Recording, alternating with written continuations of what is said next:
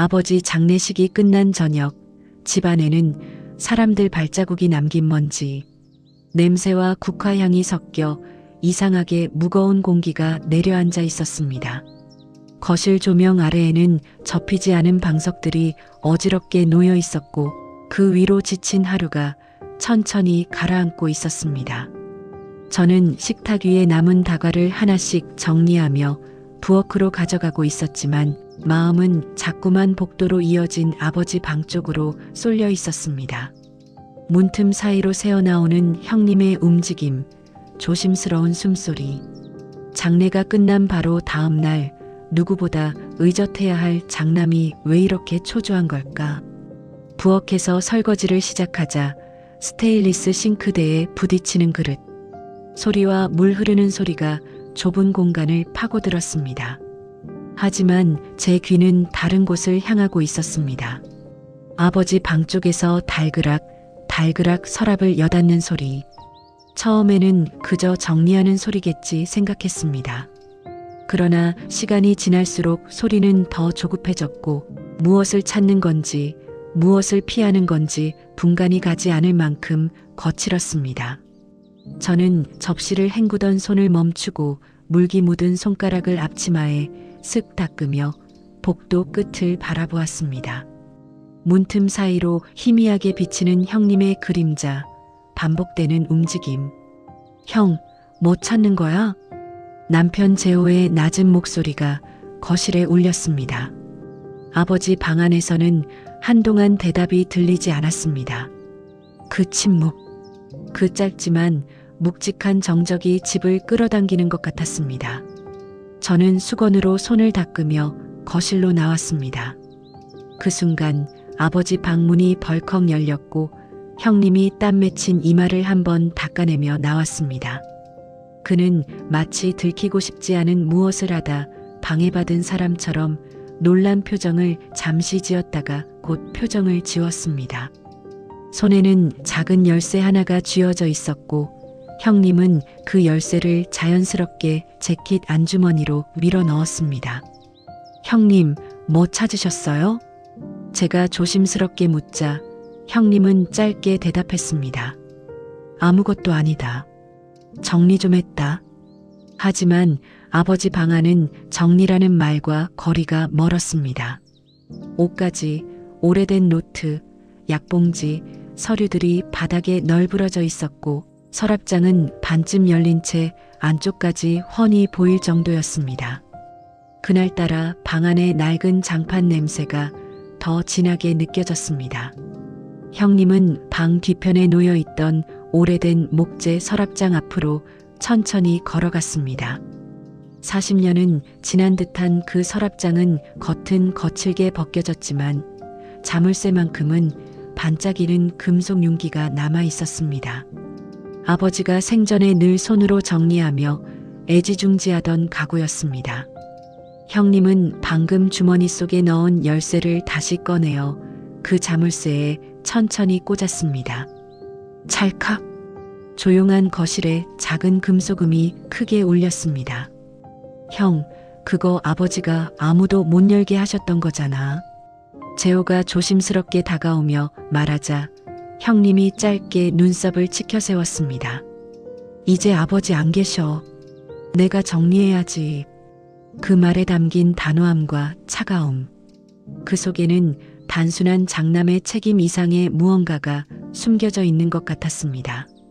눈빛은 어딘가 흔들리는데 말은 단단했습니다. 형님은 서랍장 내부를 훑어보다가 다시 천천히 닫았습니다. 닫는 손길이 이상하게 조심스러웠습니다. 마치 꺼내서는 안 될 것을 다시 집어넣는 사람처럼. 형님이 방을 나와 거실을 지나갈 때 그의 재킷 안주머니는 유난히 불룩해 보였습니다. 저는 자신도 모르게 그곳을 바라보았고 형님은 그 시선을 느낀 듯 짧게 말했습니다. 미경 씨는 신경 쓰지 말아요. 목소리에는 경계와 미안함이 섞여 있었습니다. 이건 우리 형제 일이라서. 그 말, 형제 일. 저는 평생 며느리로 들었던 말이 또다시 제 앞에 놓인 느낌이 들었습니다. 한 걸음 물러서야 한다는 암묵적인 선. 그러나 이번엔 이상하게 마음이 편치 않았습니다. 밤늦게 모두들 방에 들어가고 집이 조용해졌을 때 저는 물을 마시려고 거실로 나왔습니다. 스탠드 불빛 아래 서랍장은 마치 혼자서도 존재감을 뿜어내고 있었습니다. 나무결 사이로 깊게 패인 흔적들, 오래 쌓인 먼지, 그리고 자물쇠의 얇은 반짝임. 저는 천천히 손바닥을 서랍장 표면에 얹었습니다. 차갑고 단단한 촉감, 그 속에 무엇이 들어있는지 모른다는 사실이 이 작은 가구를 더 무겁게 만들었습니다. 그 순간 뒤에서 목소리가 들렸습니다. 미경 씨, 형님이 조용히 거실로 나왔습니다. 아직 안 주무셨어요? 저는 손을 살짝 떼며 대답했습니다. 물 좀 마시려고 나왔어요. 형님은 물컵을 들고 있었고 다른 손은 재킷 안주머니 위에 기대듯 올려놨습니다. 그 안에 있는 열쇠를 지키는 손처럼. 그 서랍장 아버지가 생전에 뭐라고 하셨는지 알아요? 제가 묻자 형님은 잠시 시선을 바닥에 떨어뜨렸습니다. 열지 말라고 하셨어. 때가 되면 알게 될 거라고. 그때가 지금인 것 같으세요? 형님 얼굴이 잠시 일그러졌습니다. 웃음 같지도 한숨 같지도 않은 감정이 지나갔습니다. 모르지. 그냥 너무 깊이 생각하지 마요. 재호한테 말하면 안 돼. 지금은 아니야. 형님은 그렇게 말한 뒤 방으로 들어갔습니다. 문이 닫히는 순간 서랍장 자물쇠가 저를 향해 아주 작은 소리를 내는 듯 했습니다. 저는 천천히 숨을 내쉬었습니다. 아버지가 남긴 것은 단순한 가구 하나가 아니었습니다. 서랍장 안에 종이 한 장이 아니라 평생 서로 말하지 못한 형제의 감정이 그 안에 잠겨 있는 듯 했습니다. 그리고 그날 밤 저는 처음으로 깨달았습니다. 이 집에서 벌어질 일의 시작은 바로 이 서랍장이라는 것을. 다음 날 아침 집안 공기는 유난히 눅눅했습니다. 전날까지 장례식 내내 사람들로 가득 차 있던 거실은 이제 텅 비어 있었고 남은 건 바닥에 떨어진 향재 몇 가닥과 구겨진 검은 봉투들 뿐이었습니다. 저는 부엌에서 미역국을 데우며 자연스럽게 복도 쪽으로 시선을 돌렸습니다. 형님 방문은 굳게 닫혀 있었고 남편 재호는 식탁에 앉아 멍하니 손가락으로 나무 결을 긁고 있었습니다. 당신 좀만 더 자도 되는데 왜 이렇게 일찍 일어났어? 제가 말하자 재호는 겨우 저를 바라보며 어색하게 웃었습니다. 잠이 안 오더라. 어제 형이 한 말 자꾸 생각나서. 저는 국자가 닿는 냄비 소리에 일부러 조금 더 집중했습니다. 보글보글 끓는 소리, 김이 올라와 코끝을 간지리는 미역 냄새. 평소 같으면 장례 끝났으니 기운 차리자며 웃으면서 국을 떠줬을 텐데 오늘은 그 말이 도저히 나오지 않았습니다. 제 머릿속엔 자꾸만 서랍장과 열쇠, 그리고 형님이 남겼던 한마디가 맴돌았습니다. 지금 열면 안 되는 거야. 미경아. 재호가 조용히 불렀습니다. 응? 그 서랍장 말이야. 혹시 유언장 같은 거 있을 수도 있다고 생각해 본 적 있어? 손에 쥔 국자가 잠시 허공에서 멈췄습니다. 하지만 저는 모른 척 다시 냄비 안으로 넣으며 말했습니다. 우리 집 뭐 있다고 유언장까지 쓰셨겠어. 아버지 가진 거라곤 이 집 말고 뭐 있어? 그래도 사촌 형들이 그러더라. 요즘은 집 한 채도 유산이라고. 유언장 없으면 형제끼리 싸움 난다고. 재호는 억지로 웃어 보이려 했지만 그 웃음은 금세 입술 끝에서 부서졌습니다. 나는 그냥 궁금해. 아버지가 마지막까지 무슨 생각을 하셨는지. 그게 내 이름이 적힌 종이었는지 아니면 아예 없었는지. 그 말 마지막 부분에 실린 작은 떨림이 제 가슴을 찔렀습니다. 그래, 이 문제는 돈의 크기가 아니라 이름의 문제지. 평생 둘째로 양보만 하며 살아온 사람이 마지막 순간까지도 나는 빠진 건 아닐까 불안해하는 그 마음. 형님한테 다시 물어볼 거야? 제가 조심스럽게 묻자 재호는 한숨을 길게 내쉬었습니다. 어제 한번 물어봤잖아. 딱 봐도 뭔가 숨기고 있는 눈빛이더라. 근데 또 물어보면 형이 나를 더 어린애 취급할 것 같아.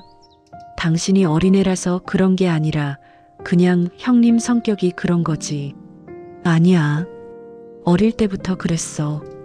중요한 얘기는 늘 형이랑 아버지 둘이만 했어. 나는 항상 나중에 이미 다 결정된 다음에 들었고 재호가 눈을 떨어뜨렸습니다. 기억 속에서 오래된 풍경을 꺼내보는 사람처럼 표정이 서서히 굳어졌습니다. 점심 무렵이 되어서야 형님 방문이 열렸습니다. 머리가 헝클어진 채로 나온 형님은 우리를 힐끗 한번 보더니 바로 욕실로 들어갔습니다. 발걸음이 무겁고 어깨가 내려앉아 있었습니다. 피곤해서 그런 걸까? 아니면 숨기고 있는 게 있어서일까? 저는 그 사이를 구분할 수 없었습니다. 점심 준비를 하며 저는 일부러 평소처럼 밝게 말했습니다. 형님, 미역국 조금 더 데웠어요. 같이 드세요. 형님은 고개만 끄덕였습니다. 그래, 고마워. 손님 치르느라 힘들었지. 형님이 더 힘드셨죠. 장남으로 다 챙기시느라. 그 말을 하면서도 제 가슴 한켠에서는 작은 가시가 걸리는 느낌이 들었습니다. 장남으로 다 챙겼다는 말 속에 그래서 더 많이 알고 있을 것이라는 생각이 함께 들어 있었기 때문입니다. 셋이 식탁에 둘러앉아 숟가락과 그릇이 부딪히는 소리만 식탁 위를 맴돌았습니다. 국물 김이 윗공기에서 천천히 퍼져나갔지만 그 따뜻함이 마음쪽까지 내려오지는 않았습니다. 잠시 후 재호가 숟가락을 내려놓았습니다. 그 소리가 유난히 크게 들렸습니다. 형? 왜? 형님은 밥을 씹던 턱을 멈추지 않은 채 대답했습니다. 어제 그 말 다시 한 번만 확인하고 싶어서. 형님 눈썹이 아주 조금 움직였습니다. 어떤 말? 유원장 없어? 그 말이야. 식탁 위 시간이 잠시 멈춘 듯 했습니다.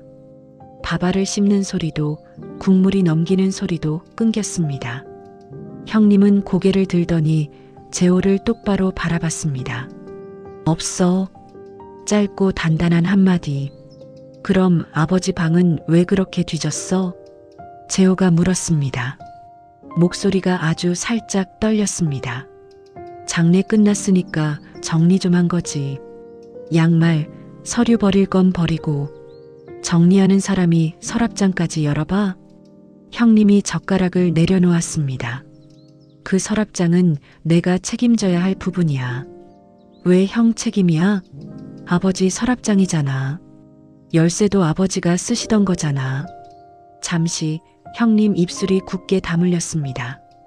그리고 마치 오래 고민한 사람처럼 천천히 말했습니다. 아버지가 돌아가시기 전에 내게 주셨어. 열쇠를. 나한테는 말도 안 하고. 재호의 목소리가 조금 높아졌습니다. 저는 얼른 눈치를 살피며 분위기를 낮추려 했습니다. 아버지가 급하게 그러셨나 보죠. 그때 상황이. 하지만 이미 두 사람의 시선은 서로에게 고정되어 있었습니다. 형은 늘 그랬어. 재호가 천천히 말을 이었습니다. 중요한 건 다 형한테 먼저 가. 난 항상 나중이야. 우리 집 이야기, 우리 집 결정 나는 늘 나중에 듣잖아. 형님은 숨을 깊게 들이켰습니다. 그건 내가 어릴 때부터 마음이 여려서 그랬던 거야. 여리니까 빼놓은 거야? 여리면 모른 척해도 된다고 생각한 거야? 재호의 말이 점점 거칠어졌습니다. 그러나 그 안에는 화보다도 깊은 서운함과 미움 섞인 슬픔이 더 많이 배어 있었습니다. 저는 조심스럽게 끼어들었습니다. 두 분, 지금 장례 끝난 지 얼마 안 돼서 예민하신 것 같아요. 유원장은 나중에. 형님이 제 말을 자르듯 말했습니다. 미경 씨, 미안하지만 이건 우리 형제 일이야. 그 말은 부드러운 어조였지만 제게 선을 긋는 느낌이었습니다. 나는 이 집의 식구이지만 또한 언제든 이 대화에서 제외될 수 있는 며느리라는 사실을 다시 한번 확인하는 순간이었습니다. 그래도 저는 물러서고 싶지 않았습니다. 이번만큼은 그냥 빠지면 안 될 것 같은 기분이 들었습니다. 형님, 그래도 저는 제호 아내예요. 이 사람이 이렇게까지 마음 쓰고 있는데 조금만 더 설명해 주실 수는 없어요? 형님이 저를 잠시 바라보았습니다. 그 눈빛에는 고맙다와 곤란하다가 동시에 섞여 있었습니다. 설명할 수 없는 일이야. 형님은 그렇게 말하고 자리에서 일어나 버렸습니다. 식탁 위에는 숟가락 하나가 뒤집힌 채 남아 있었습니다. 형님이 방으로 들어가자 재호는 허탈한 웃음을 지었습니다. 맞지? 결국 저렇게 끝나. 당신, 형은 늘 그래. 뭘 숨기든 이유가 있든 결국 마지막 말은 너한테는 말 못한다야. 재호의 말이 끝나자 식탁 위 공기가 더 무겁게 내려앉았습니다. 저는 국을 다시 데우려 일어섰다가 그대로 멈췄습니다. 머릿속에 한 장면 떠올랐습니다. 전날 새벽 서랍장 앞에서 형님이 했던 말. 지금 열면 안 되는 거야. 못 열게 하는 사람과 알고 싶어 하는 사람. 그 사이에서 아무것도 모른 채 눈치만 보던 제가 이제는 어느 쪽 편에 서야 하는지가 선명해지기 시작했습니다. 나는 남편 편에 서야 한다. 그래도 이 집에서 내가 붙들어야 할 사람은 결국 같이 늙어갈 이 사람뿐이니까. 그날 오후 집안에는 이상한 정적이 감돌았습니다.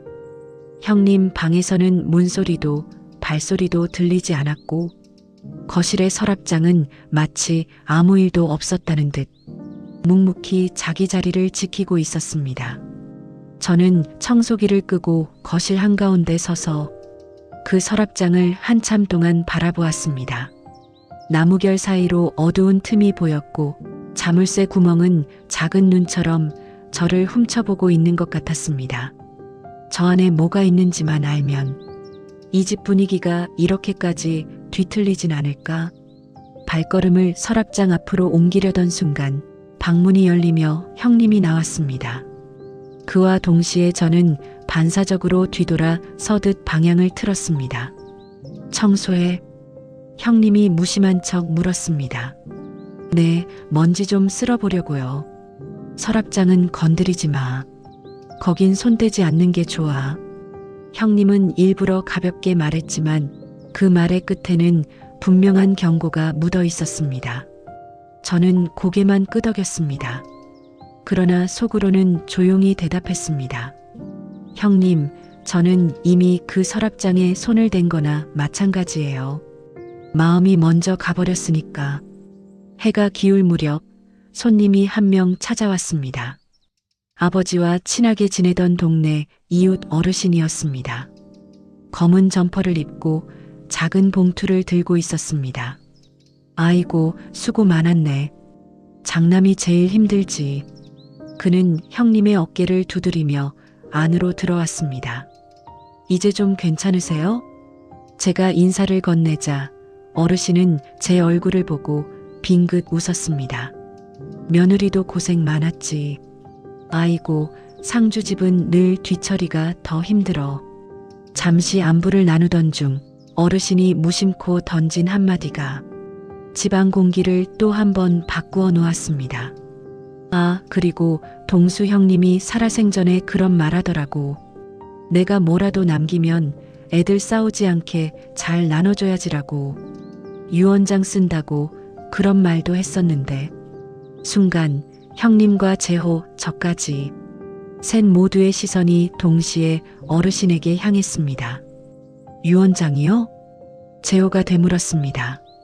예. 뭐 노인네들끼리는 다 그런 얘기 하잖나. 나 죽고 나면 애들이 싸우지 않게 문서 하나 써둬야겠다고. 형님도 그랬다니까. 우리 집은 큰 재산도 아니지만 그래도 정리는 해둬야지 하고. 어르신의 말은 아무렇지 않은 옛 이야기의 한 줄처럼 들렸지만 우리 셋에게는 날카로운 칼날이었습니다. 형님 표정이 굳었습니다. 재호는 입술을 조금 벌린 채 말을 잃었습니다. 저는 어르신이 마저 하는 말을 들으면서도 머릿속에서는 이미 한 문장이 크게 울리고 있었습니다. 아버지는 정말 유언장을 쓰셨다. 어르신이 돌아간 뒤 거실에는 다시 정적이 내려앉았습니다. 이번에는 향 냄새도 제사 음식 냄새도 없이 오로지 서랍장과 세 사람의 숨소리만이 남은 정적이었습니다. 재호가 조용히 입을 열었습니다. 들었지, 형? 형님은 아무 말이 없었습니다. 아버지가 직접 유언장 쓴다고 했대. 이제는 없다고만 할 수는 없잖아. 형님 눈동자가 아주 조금 흔들렸습니다. 그러나 그는 끝내 고개를 저었습니다. 그래도 지금 우리한테 필요한 건 유언장이 아니야. 그럼 뭐야? 형에겐 뭐가 필요한데? 시간. 형님은 단호하게 말했습니다. 너도 아직 준비가 안 됐고 나도 아직 그걸 꺼낼 준비가 안 됐어. 재호가 씁쓸하게 웃었습니다. 준비가 되면 그땐 늦었을지도 몰라. 늦었다고 생각할 때가 제일 나을 수도 있어. 형님의 말은 모순으로 가득했지만 그 속에는 두려움이 뚜렷하게 숨어 있었습니다. 그 순간 저는 알 수 있었습니다. 형은 분명히 무언가를 알고 있었습니다. 그리고 그것이 재호에게 상처가 될까봐 또 자신에게도 상처가 될까봐 서랍장 열쇠를 쥔 손을 쉽사리 펴지 못하고 있다는 것을. 그날 밤 재호는 거실 소파에 앉아 텔레비전도 켜지 않은 채 한참을 있었습니다. 저는 부엌에서 설거지를 마치고 그의 옆에 조심스레 앉았습니다. 당신 오늘 어르신 말 듣고 많이 놀랐지? 응. 그래도 아직 내용은 모르니까 너무 앞서서 상상하지 말자. 재호가 고개를 돌려 저를 바라보았습니다. 눈가가 약간 붉어 있었습니다. 나는 내용이 뭐든 상관없어. 집이 다 형 몫이어도 괜찮아. 근데 그는 입술을 잠시 떨더니 속마음을 꺼냈습니다. 아버지가 마지막 문서에 내 이름 석자를 적었는지 안 적었는지만 알고 싶어. 그 말이 제 가슴을 깊게 파고들었습니다. 돈이 아닌 이름, 몫이 아닌 존재. 그가 알고 싶은 건 단 하나였습니다. 나는 이 집의 아들로 끝까지 인정받았던 걸까? 저는 그의 손등에 제 손을 올리며 말했습니다. 당신 이름 분명히 어딘가에 적혀 있을 거야. 설령 종이에 없더라도 아버지 마음에는 있었을 거고. 하지만 그 말이 스스로도 완전히 믿어지지 않았습니다. 서랍장 자물쇠가 제 말을 비웃는 듯 어둠 속에서 조용히 빛나고 있는 것 같았습니다. 그리고 그날 밤 저는 처음으로 확실히 느꼈습니다. 이 집에서 진짜 사라진 건 유언장이 아니라 서로를 향한 믿음이라는 걸. 유언장은 종이 한 장이면 다시 찾을 수 있을지 모르지만 한번 깨진 믿음은 어떤 열쇠로도 쉽게 열리지 않는다는 것을 이제 막 깨닫기 시작한 순간이었습니다.